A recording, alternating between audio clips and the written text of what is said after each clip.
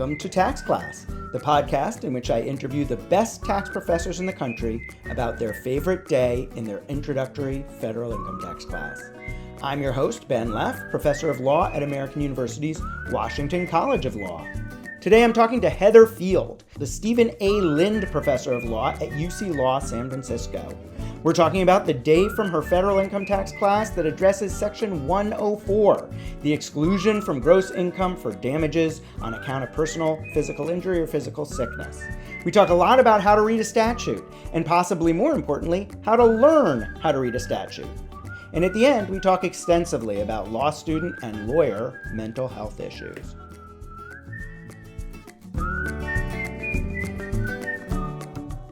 Heather, welcome to the podcast. Delighted to be here. Thank you. Let me just start by starting with you and just ask you kind of, what was your path? How did you become a tax professor? Well, I became a tax professor through somewhat of a circuitous path.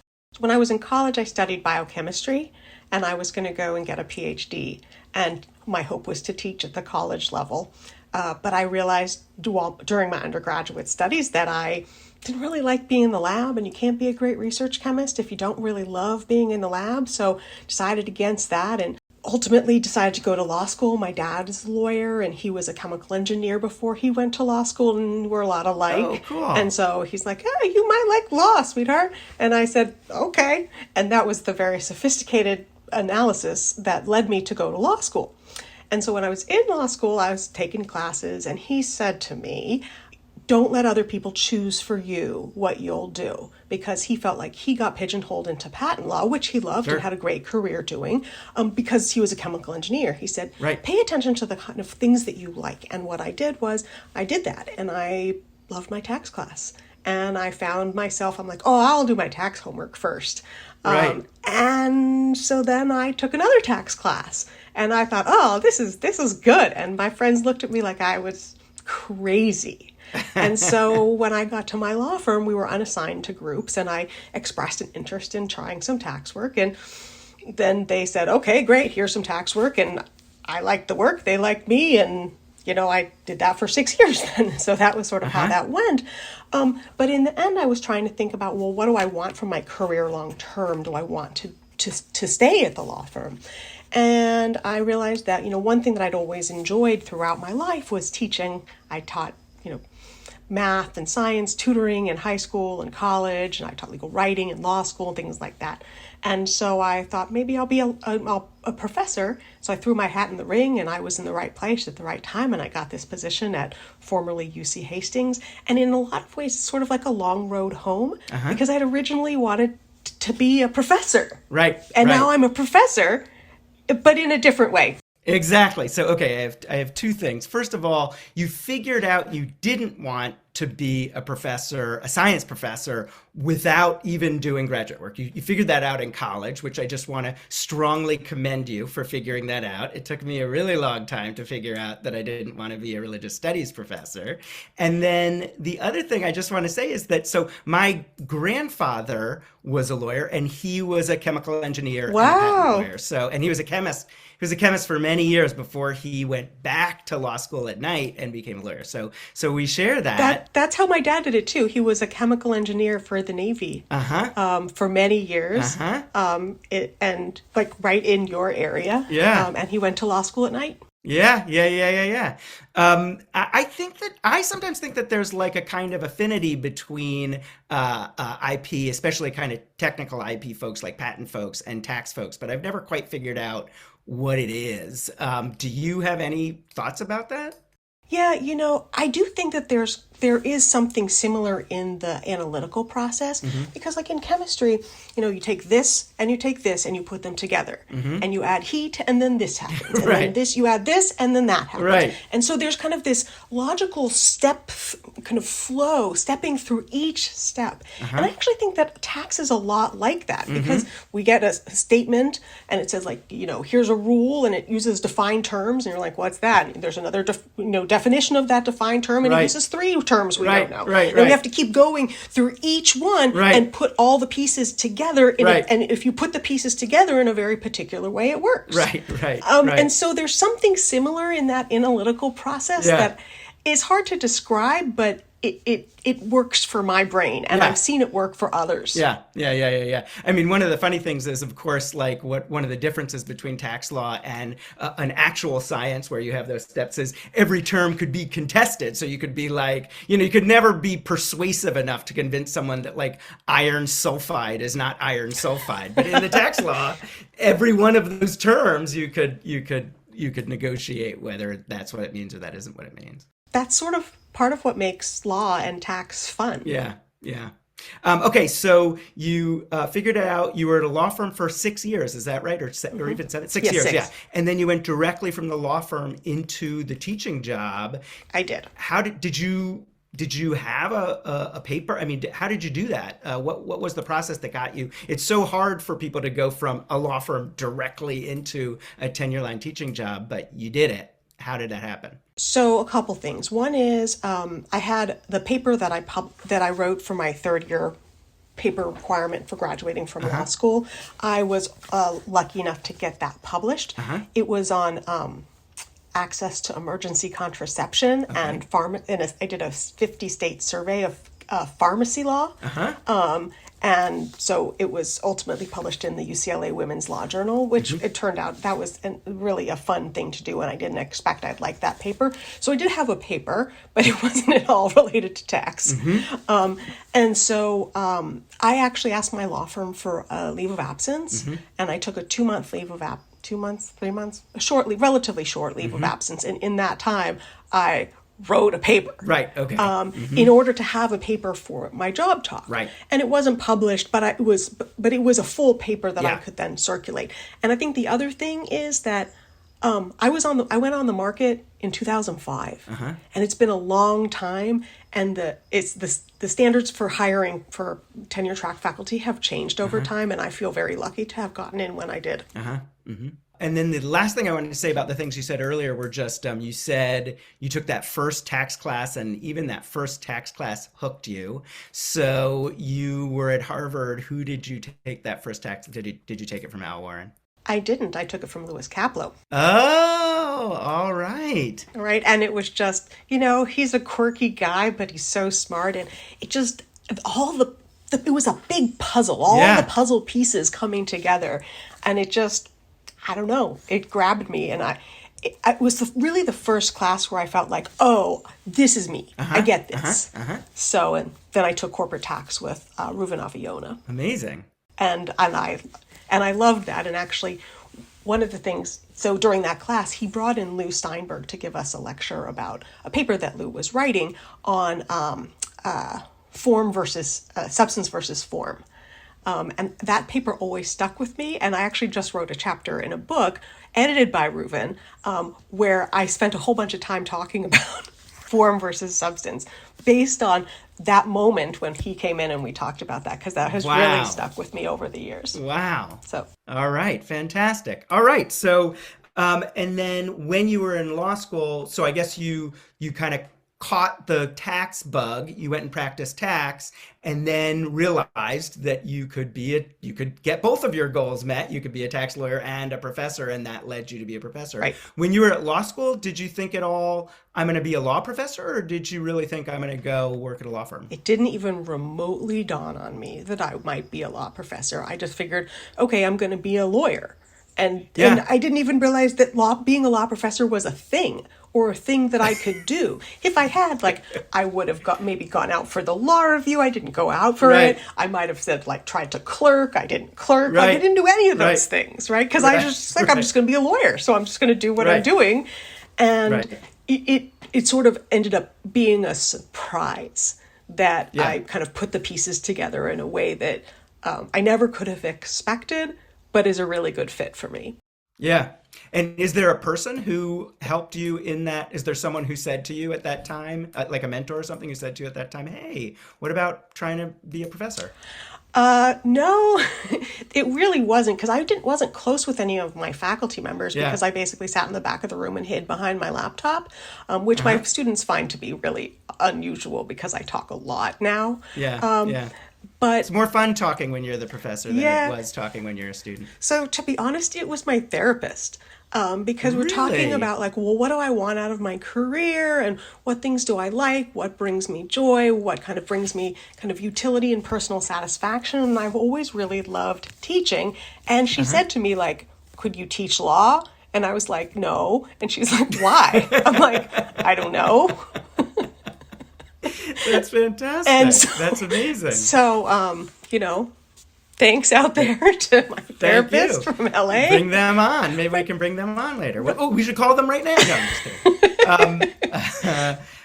Well, it's really, I think of you, one of the reasons why I wanted to have you on, other than that, you're a leader in the field, is just how much you think in a public way about teaching tax pedagogy. And it is very unusual. And your contributions to the field of tax professors in terms of thinking about pedagogy are really, really so useful, and I love them so much. And so thank you. I'm so grateful to your therapist for having thought of that suggestion.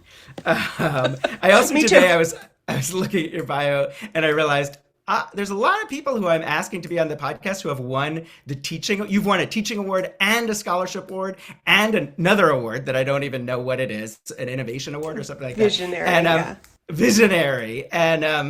And I was thinking, like, boy, maybe I shouldn't, like, I've never won a teaching award. Maybe I should have some, like, really terrible teachers on so I can, bolster myself. But I guess that's not to be. So what's the Visionary Award for? So that really came about from back when I served in the administration. So I was our associate academic dean for almost 3 years. And so because of our unique structure, we don't have an administrative structure that looks like most other schools. And so anyway, back at that time, that role was like it was like half of what you would usually expect your vice dean to do and half of what you sort of expect your dean of students to do.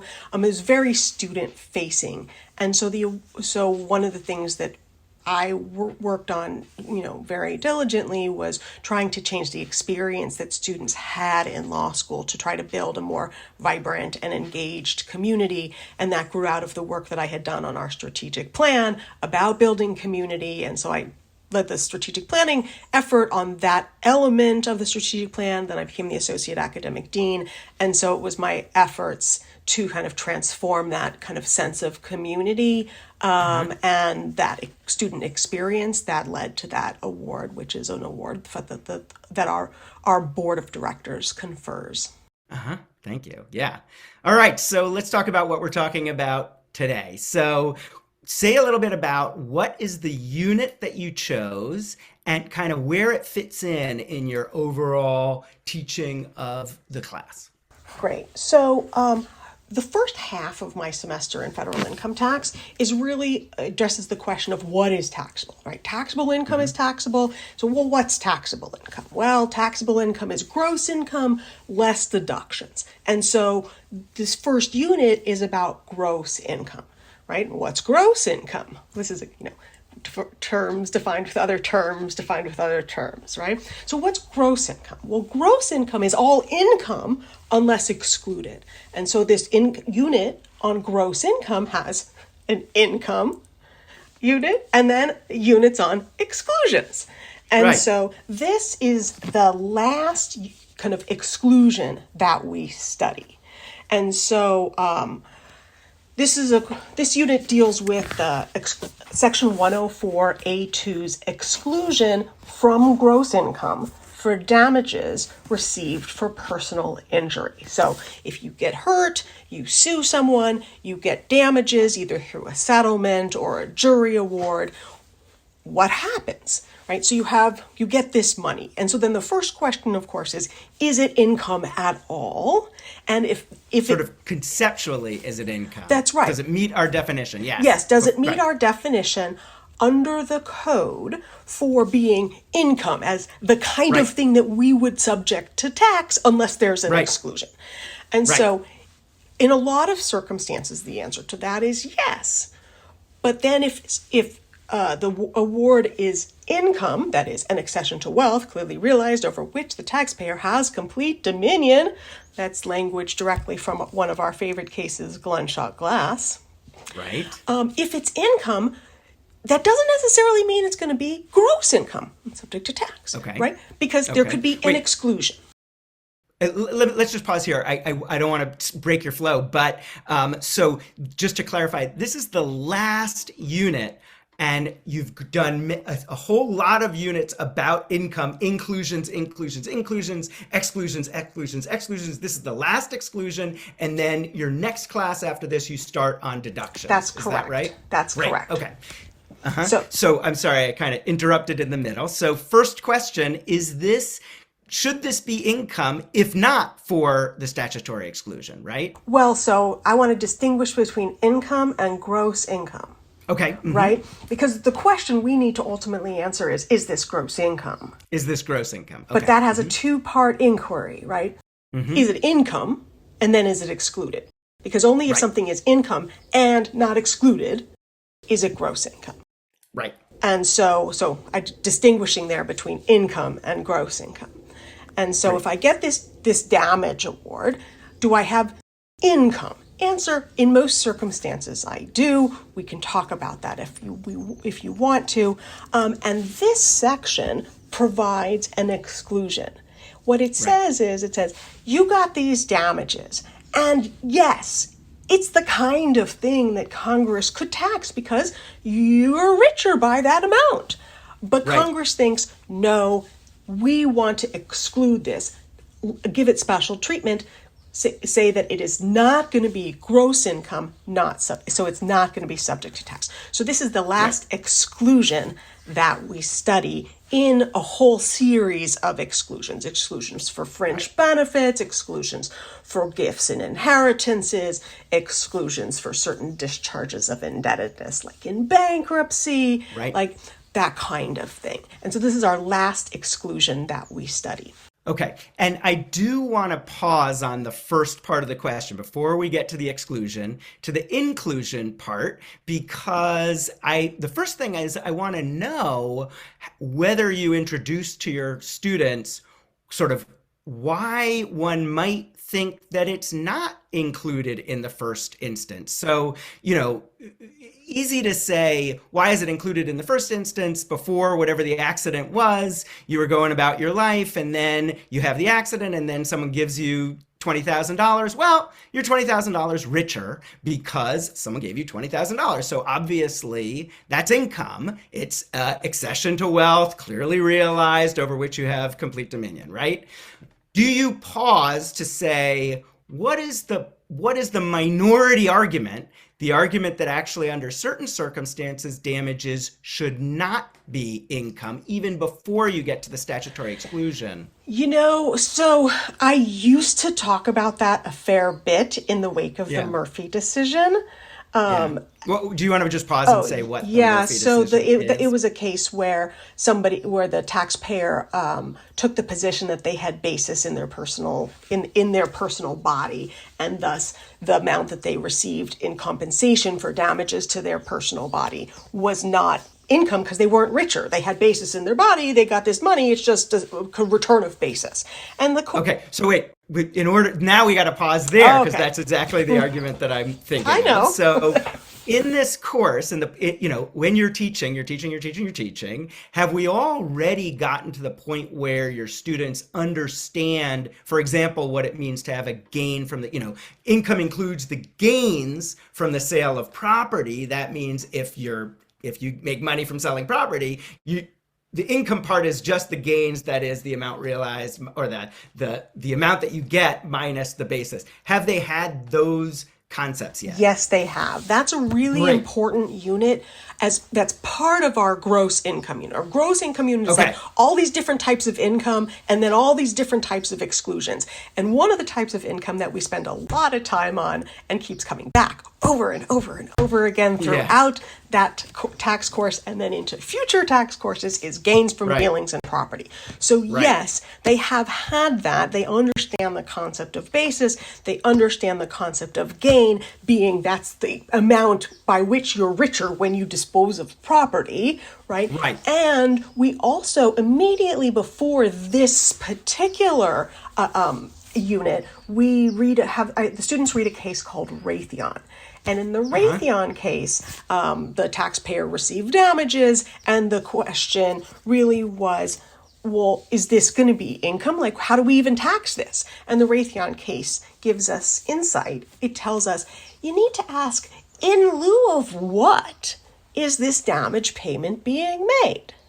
In lieu of what? Because if it's in lieu of wages that you didn't earn, well, we should tax it like wages.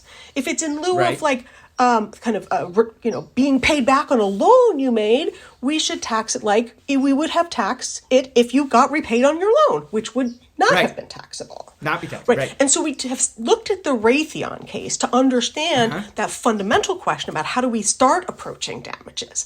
And so when we think about damages received for personal physical injury, this example you gave, I got injured, I got $20,000.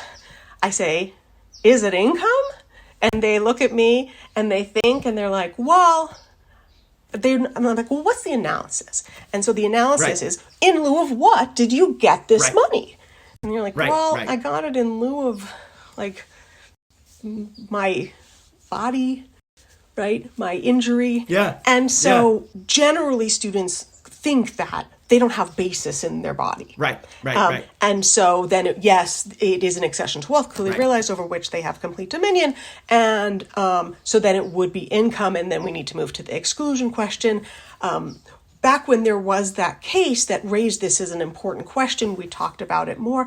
But I will say that probably every other year, a student asks, but don't you have basis in your body? Right. And I say, well, what do you think? Right. With the professor prerogative of answering questions with questions. Right. And so we do talk about it some years, and some years not. Yeah.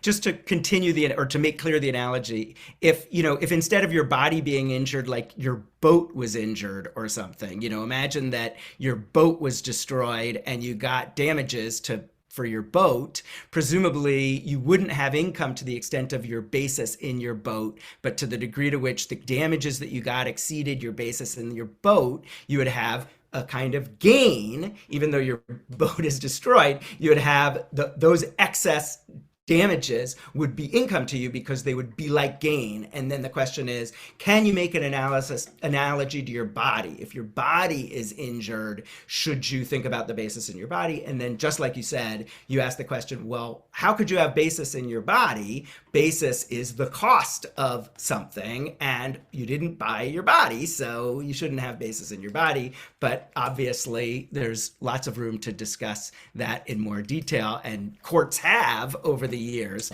discussed it in many more details. And part of the legislative history of this provision is to wipe away or to replace with a statutory provision any of those old cases in which there was a ton of confusion about whether you have basis in your body, basically.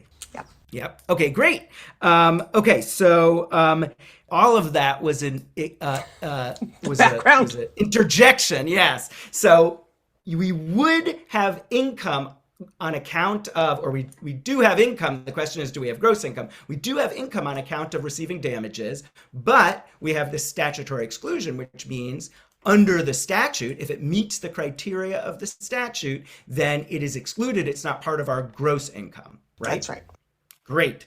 And then what do you think, is the most useful thing to do? My understanding is from the reading that you assigned for this day that there's very little reading. A lot of what happens in class is reading the statute. And so are you ready to kind of jump in to talk about how you think about what it means to walk students through reading a statute?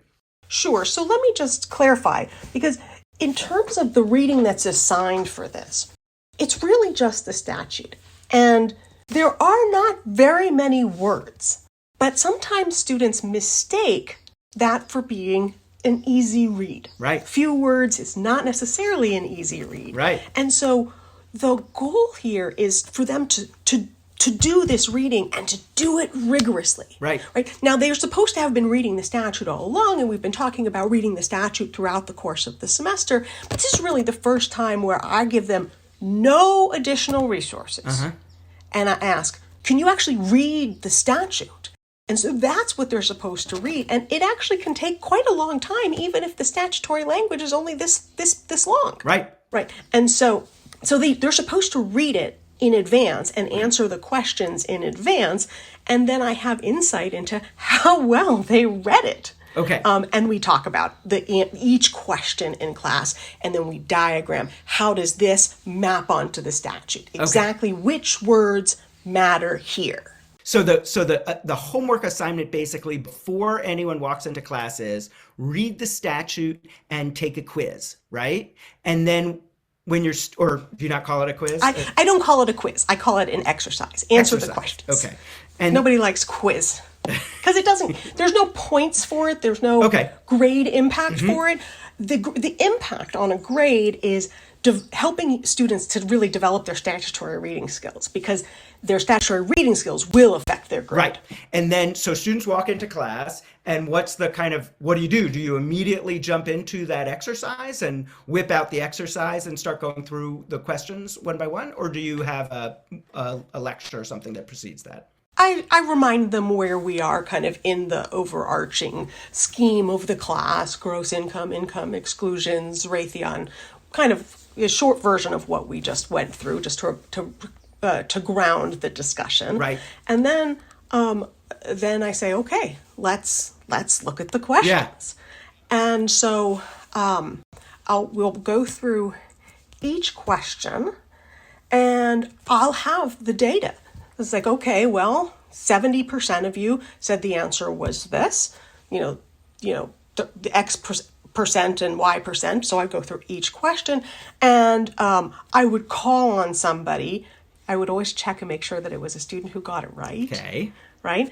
So, and call on somebody to help me kind of figure out why the statute dictates a particular result. Okay. And so then I have the student try to help me walk through it, and then I really will kind of ground that. I put the statutory language on the screen, and I use my little stylus pen, and I underline the words and circle the things. Yeah. So we go question by question, one at a time. Yeah. So can we just try that with one of the questions? I don't know if there's a question that we could start with the first. Well, actually, let me just ask you about the first question and the last question before we get into the substance, because I don't do this. So your first question is, how well do you think you will do on this statutory reading exercise? 1, very poorly, 5, very well. Please answer this question before starting the rest of the exercise. So I know that is about metacognition. I know that word, but tell me what that's all about and what you think is the effect of that. Yeah, so one of the things that I think is so important for students to learn in law school is to is for them to learn how to learn. And so part of learning how to learn is being able to assess what you know. And figure out, like, you have to know what you know and know what you don't know, because if you don't know what you don't know where to put your effort. Sure. And so what I do in this exercise is I start by saying, how well do you think you'll do? Right? And some students are really confident that they're good statutory readers. Other students are like, I'm a terrible statutory reader. I'm going to do badly, right? And so then, what do you think is going to be? How do you think you're going to do before? Right. And then the last question of this set of questions is, now that you've done the problems, how do you think you did? Yeah. Right. And then actually in class, after we go through all of the answers, I pose another question, which is, now that we've gone through the answers, how did you do? And so the idea is that if they actually did quite well, but thought they were going to do badly, well, why? Why did their confidence not match their ability? Right. And sometimes it goes the other way. Right. I thought I was really good. Yeah. And it turns out I got a whole bunch of them wrong. Right. And so the idea is to help students better able to evaluate their learning. And so I encourage students to do this every class with every homework. even if I'm not asking the question, right? You prepared the question. Do you feel good about the question? Do you feel like you know the answer? Or do you feel like, Right. And then try to use the feedback from class to help students develop the ability to be confident in their learning when they should be confident, Right. and to be less confident when they should be less Right. confident. So Right. they know that that's a place where they need to work. Right. And so that is the iterative process of learning, and that's the idea of metacognition, is like the kind of meta part of the cognition. So Right. learning how to learn. Learning how so to learn. explicitly trying to teach that skill. Yeah. And is this, we're not halfway into your class, but we're a little bit into your class. Have students in this particular class, have students done enough of this kind of statutory interpretation to kind of have a view about themselves? This is something that I'm doing naturally. This is something that I really kind of don't get. Or have you not really done a lot of this kind of just looking directly at the statute and trying to draw the meaning out of it? So they've done a fair bit of it. Or they should have done a fair Yeah. bit of it. Because the course that I teaches federal income tax, but it also fulfills our school's objective of all students have to take a statutory class that teaches statutory reading. And so this class also has an ancillary learning objective of teaching students to read a statute. And so with every statute that we look at up until this point and beyond, I put the language of the code on the screen. Yeah. And I take my little stylus, right? I don't know if you can see my little stylus, and I read it and I underline and I circle, right? Yeah. And if, right? Yeah, and I say, like, this is how you should be reading the statute. Yes, right. And so they're supposed to be doing that, and I've been modeling it throughout this portion of the semester. And the idea is, let's see how you do it. Right. And really try to give them feedback about it. Because if they're not doing it well, they need to figure out, how do I change my approach to statutory reading to continue to be more successful? And just so you know, I do 2 more of these exercises later in the semester. Okay, so should we jump into a question? Let's just jump into the first question, because I feel like the first question gives us some access. Sure. And also, I feel like, for me, it was like an easy answer, because just literally strategically, it's an easy answer. So the question is, plaintiff lost the use of her leg after being physically attacked with a tire iron. She was awarded, I misread it. This is a great lesson for me. It says she was awarded $100,000 of compensatory damages. Is this amount excluded? Please be prepared to explain your answer with reference to the statutory language. And I said, it depends, which, by the way, my favorite answer always, it depends. But in this case, I think I said it depends because I didn't closely read to see that it explicitly says that it is compensatory damages, not punitive damages. And I think the right answer is that it's excluded. So which is it? The answer is it's excluded. Oh, I got it wrong. Well, but you got it right when you read it again. Well, yes. So, but... and yeah. So the idea here is that this question sort of just sets up, it gives us the base case, right? That is, and so, these questions are all based on a set of problems that are actually assigned in the textbook that I use and am now a co-author on. I just don't assign the questions in the book, and I assign them in this format instead. And so it's, does this count? Does this qualify for the exclusion? Like, well, we ask, what's the nature of the injury? So this is a personal physical injury. Okay, so far so good, because this exclusion only applies to personal physical injuries. And what kind of damages was it? Well, here it says it was compensatory damages. And that's important because the statute is clear. It says gross income does not include the amount of any damages. And then there's a parenthetical that says other than punitive damages. Right. And so it's very important that it's not punitive damages, because if it was punitive damages, it would be in that parenthetical. It wouldn't qualify for the exclusion. Right. But here it's compensatory. So this is really the base case of the type of situation that this statute applies to. And then as we go on, you'll see some variations that kind of push on different parts of the statutory language. And so I don't teach the statute in my class, but I do teach reading statutes a lot, obviously. And when I teach reading statutes, usually I have my students kind of look at the statute on the board. And the first thing I say to do with a statute is to exclude all of the parentheticals, like ignore all the parentheticals, and just try to identify the words that we're going to really need to understand. Like we're going to ask, like, what is an X? What is a Y? Like, how do we do that? And so this statute, I mean, it's 104A, and A basically says it's an exclusion. It's an exclusion provision. We're going to exclude. And then you skip 1, and 2 says excluded is the amount of any damages, parenthetical, other than punitive damages, close parentheses, received, parentheses, whether by suit or agreement or whether as a lump sums or periodic payment, close parentheses, on account of personal physical injuries or physical sickness. And so I would say, let's cross out all those parentheticals and get the key concepts, the key words. And from those words, I would say the key words are personal physical injuries or physical sickness. That's a thing.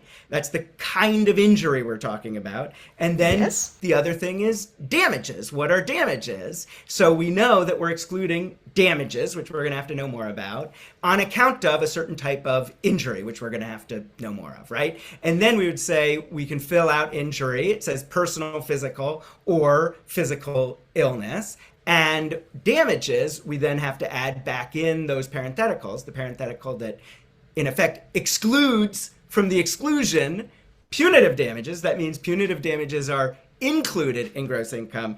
And then that other parenthetical that just really gives you a very broad interpretation of what damages means. Damages doesn't just mean what a judge gives you at the end of a lawsuit. It also includes settlement amounts and other things, right? And that is right. The addition I would make to what you have said is the language of on account of turns out to be really important. Super important, and people skip right past it. Yes. Right? Now, in this first example, you don't really need that language because you're like, damages. Oh, damages. Kind of personal physical injury. Oh, personal physical injury. Okay, damages for personal physical injury. Right. And not punitive. Cool. Right. Excluded. Right. But when we get to the next question, there's a lot of pressure on the on account of language.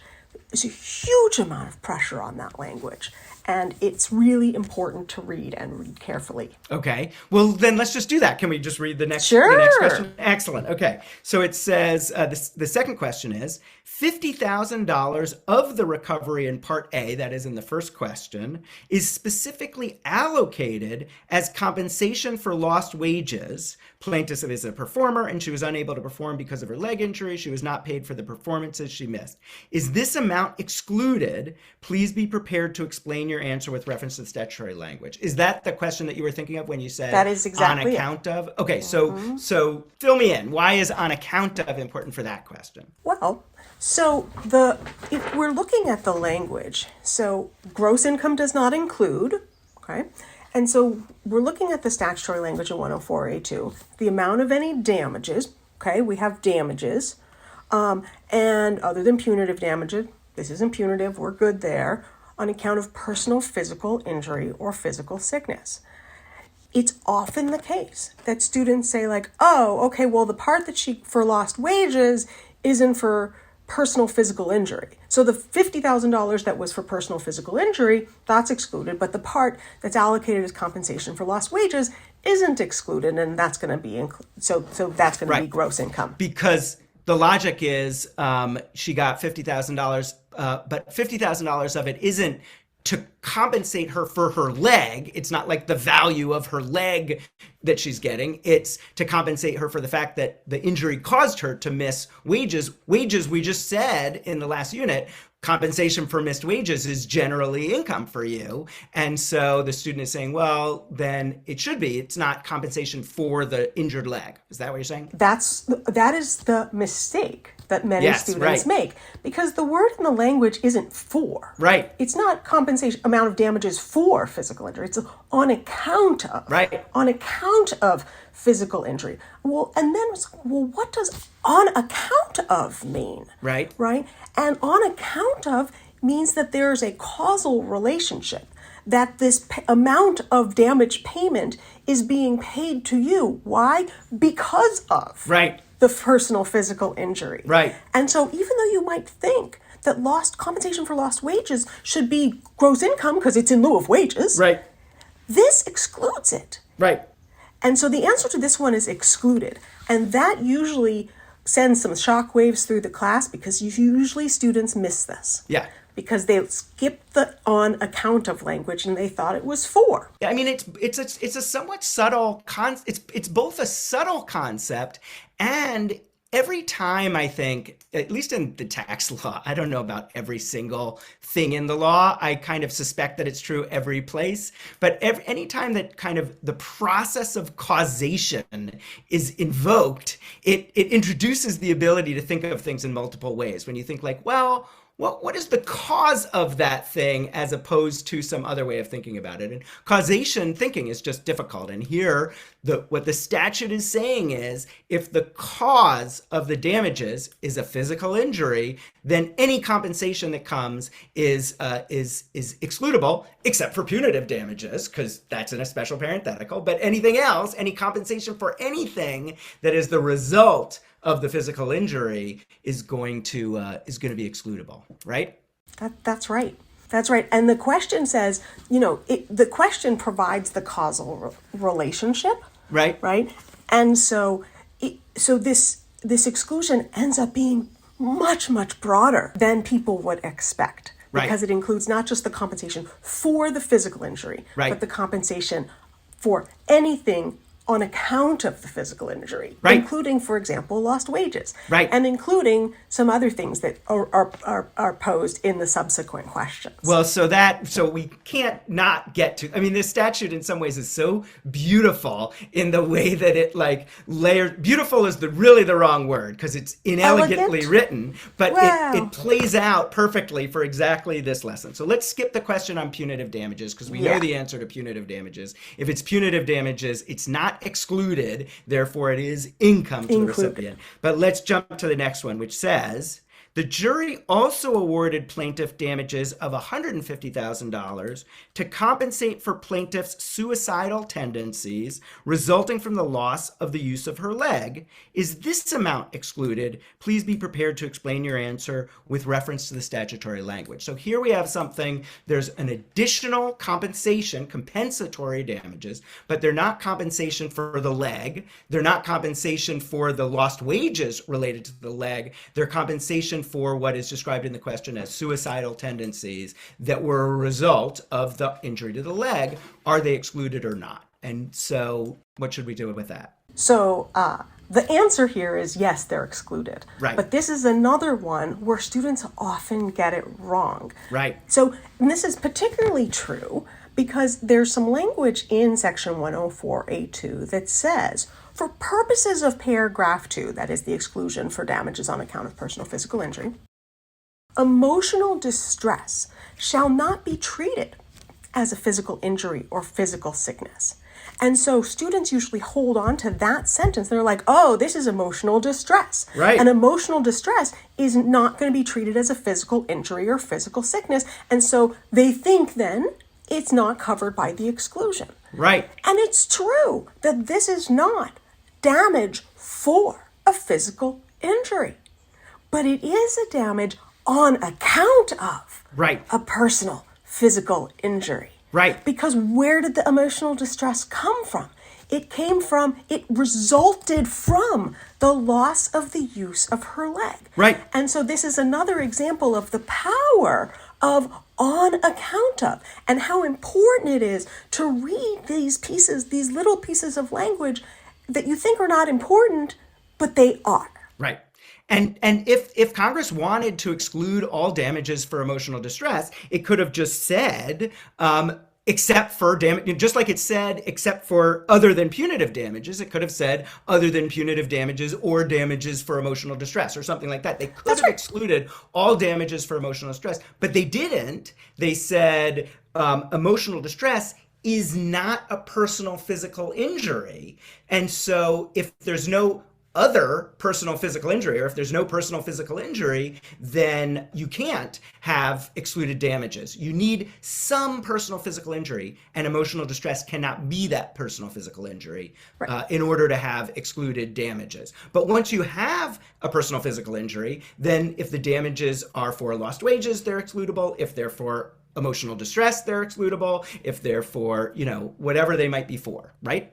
As long as those other types of damages arise from, result from, are on account of that personal physical injury. Yes. All right. So this has been a great conversation about this statute. Do you feel like sometimes in a class there's like the particular black letter law or whatever, the particular thing that we're learning, and then there are some kind of fundamental tax concepts that are being imposed. And then even more abstract than that, there are some kind of fundamental ideas that are not necessarily tax concepts. So like, for example, when I was talking to a guest about forgiveness of indebtedness income, that was an opportunity also just to talk about debt. Like, what is debt?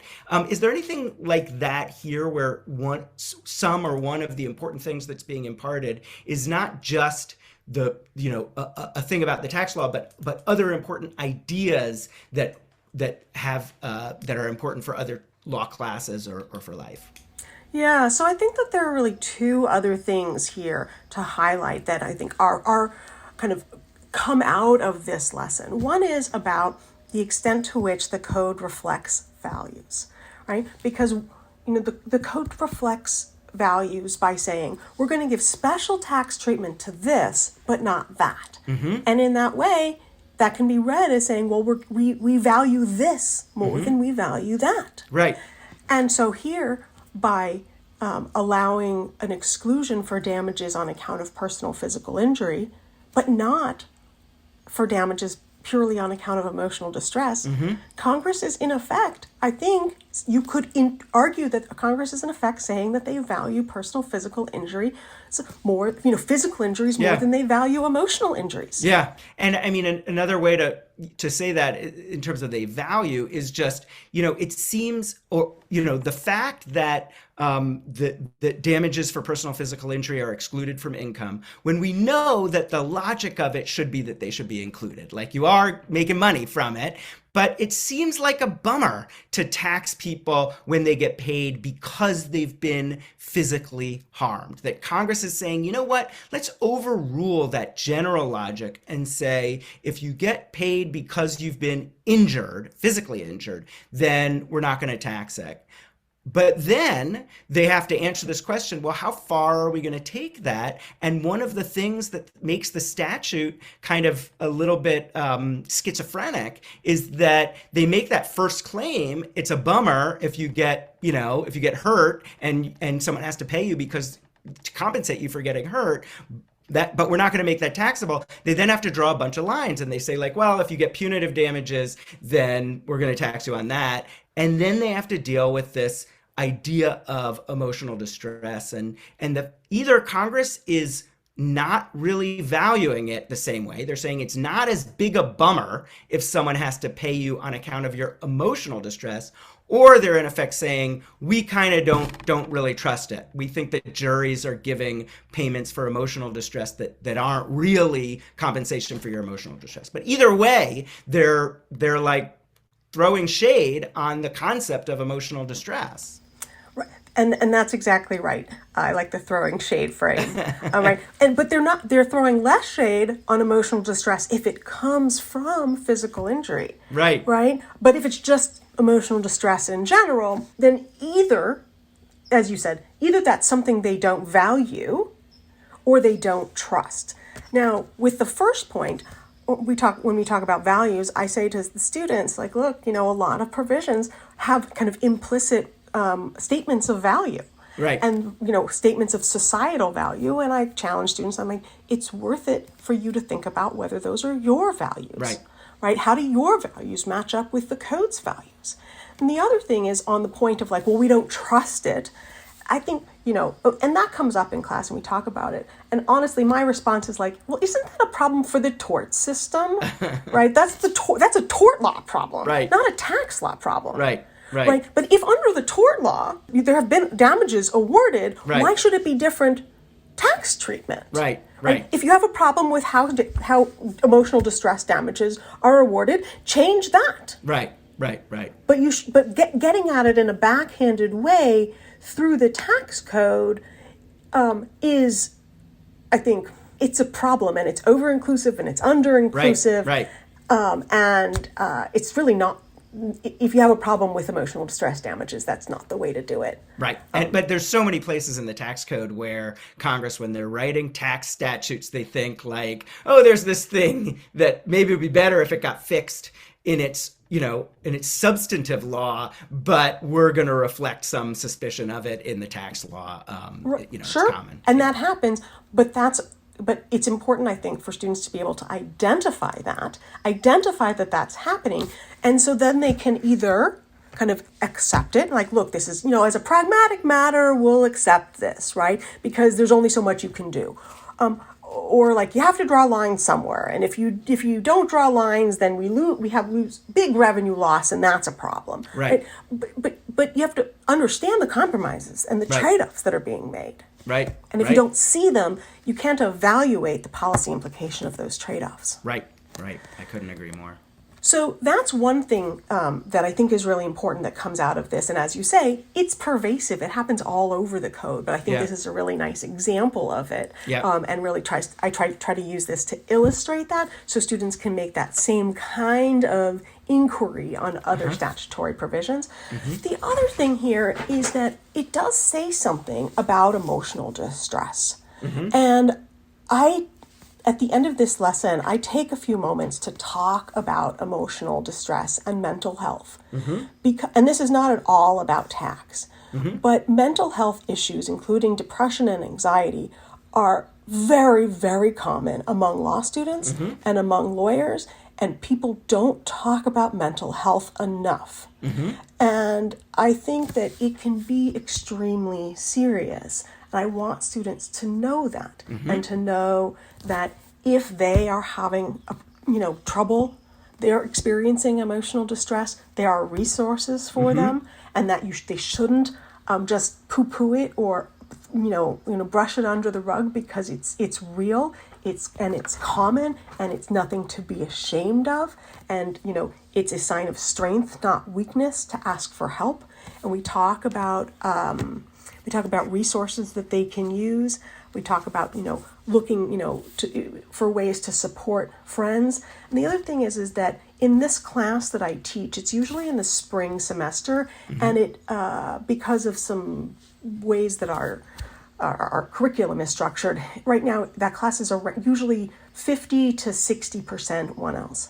And so this unit comes up about a month into the spring semester, where a lot of the 1Ls are struggling because they just got their first set of grades in the fall, and they're not performing maybe the way they expected to. And I think it's important to say, hey, it's okay if you're struggling. There are resources, we can help, and it can be a serious issue.